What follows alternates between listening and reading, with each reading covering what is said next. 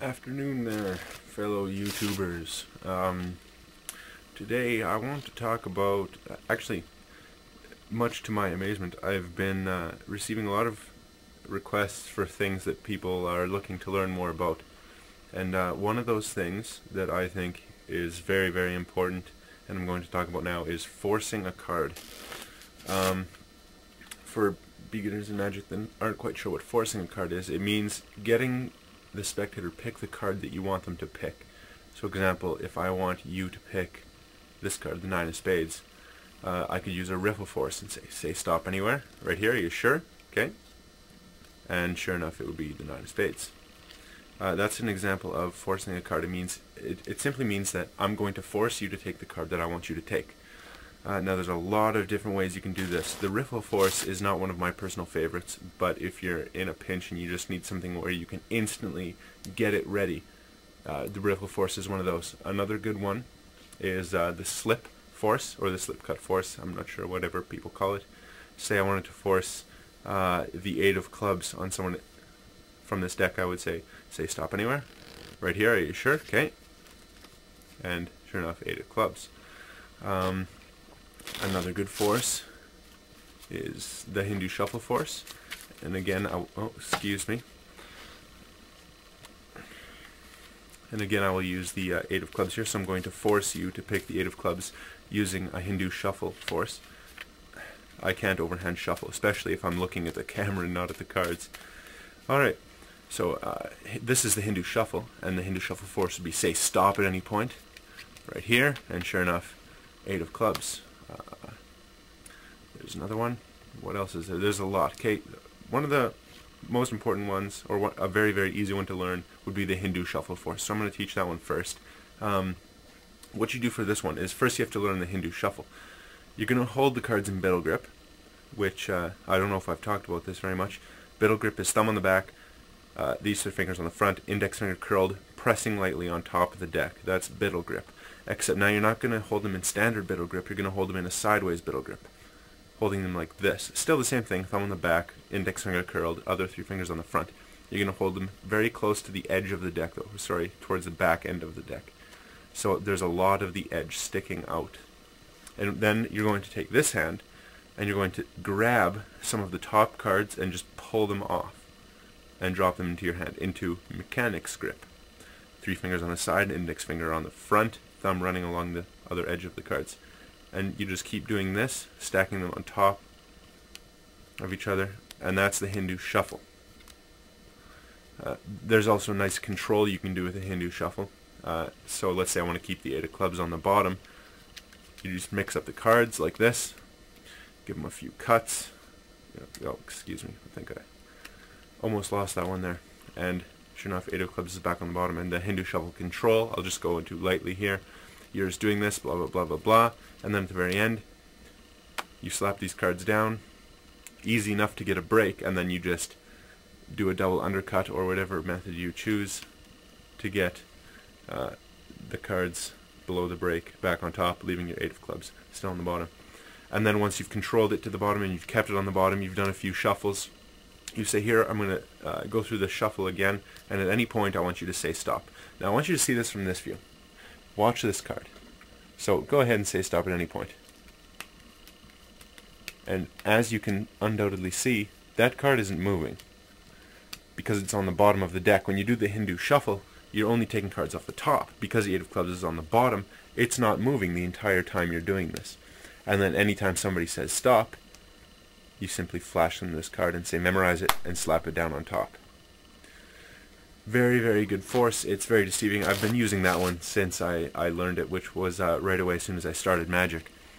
So again, now I'm going to force you to pick a joker. I would say something like, okay, go ahead and say stop at any point. Right here, are you sure? Okay, go ahead and take a look at it. And now I'm going to pretend, obviously, that I have no idea what your card was, even though you've selected exactly what card I want you to. And now I can go and shuffle the cards as many times as I want, and I can make it look extremely fair, because I already know what the card is. It doesn't matter. I could give it some overhand shuffles, cuts, riffle shuffles, whatever, and then I could say, okay, I'm going to find your card. Simply go through, find the joker, and say there was your card.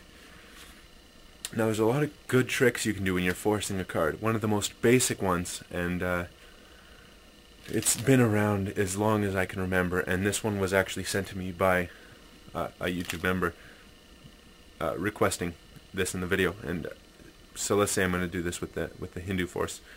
I know the 4 of spades is on the bottom, so I'm going to go, okay, say stop at any point. Right here, okay, memorize your card. Now, I just want you to concentrate on your card. Think of it, and I'm just going to try and read your mind. I'm getting the image of a black card. Is that correct? A black card? Oh, it is correct? Okay, black card. So clubs or spades? Clubs or spades? Probably not clubs. Okay, so I'm going to say spades. It's a spade, right? It is a spade, okay. I've narrowed it down to 13 cards now. Ace or king of spades. It's a low card, but you keep going, pretending you're reading their mind until you finally say, 4 of spades was your card, and they say yes it was, and everybody goes yay, the 4 of spades. That's a very, very basic trick using a force. There's many others. Maybe I'll actually go into one in another video, a spelling trick that uses a force, and you find their card using spelling. It's a pretty nifty trick. Maybe I'll go into that next time. Alright, so now I want to talk about 2 other forces. No, I think I'll talk about 3 other forces. I want to talk about the slip force, and then I want to talk about the riffle force, and then I want to talk about some other force where you cut the deck and you force where they cut to in the deck. And the spectator physically cuts the deck themselves. Alright, so slip force, simple enough. You're going to riffle through the cards like this. You're holding it in a modified mechanics grip. So here's mechanics. Now all you're going to do is slide the cards farther up your thumb so that they rest in the lower part of your fingers rather than the higher part. So here's where they rest in mechanics grip, and when you do this, or when you're doing the slip force, you're going to rest them here instead, so your fingers have a very good grip on that back card there. And then you simply lever the deck up on your index finger so you can use your thumb to riffle down through the cards. Just like that. Alright, so now you're going to hold the cards in Biddle grip with this hand, and then in that modified mechanics grip where your fingers are really planted on the back there in your other hand. You can riffle through the cards, say stop whenever you want. Wherever they say stop, here's what your other fingers are doing. You're pulling this pack away, but as you pull it away, these fingers are just going to let that card slide off the top of the deck and come right back onto the packet. So now the top card of the deck is now here. Where they think they just randomly stopped, the top card is now there. Okay, so whatever card you're forcing, let's say it's the 10 of spades, you have it on top. So 10 of spades is on top. I say stop anywhere. Here, are you sure? And sure enough, 10 of spades. So here's what that looks like in slow motion, and slightly exposed. 10 of spades is gliding off the top, and then all I did was push it back onto the top and show their card. So that's the slip force. Another force I want to mention is a riffle force. Again, we'll have the card on top. You cut it into the middle. You keep a break. And this one is, this force is so ballsy, but people get away with it all the time. You're just going to riffle down the edge of the card, still holding your break. You're going to riffle down the edge of the card and say stop anywhere. It doesn't matter where they say stop.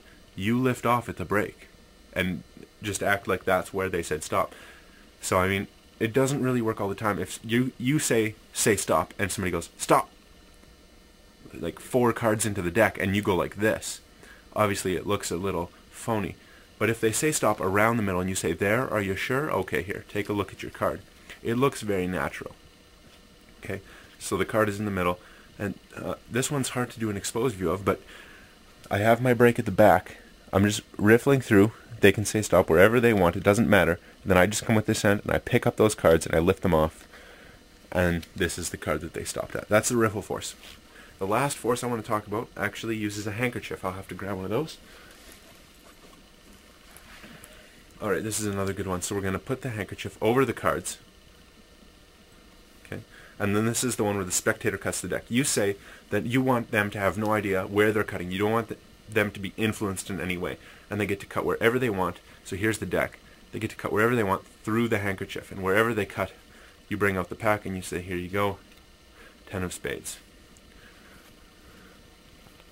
Okay, and how that is accomplished, leave the 10 of spades on top there. Your force card is on top. Okay, so 10 of spades on top of the deck. As you drape the handkerchief over, you're going to flip the deck so it's face up. Now the 10 of spades is going to be on the bottom. they get to cut wherever they want, and as you bring this hand out again, so here's exposed view, as you bring this hand out again, you just flip the deck back over. So now the original top card looks like it came from the middle. A very, very good force. And now I think I'm running out of time. I can't go over that 10-minute limit. So those are the forces I wanted to talk about. I went over them very briefly, so if you have any questions, feel free to comment, message me, anything you want, and practice it. Let me know what you think, and if there's anything else you guys want to hear about, let me know. Thanks very much.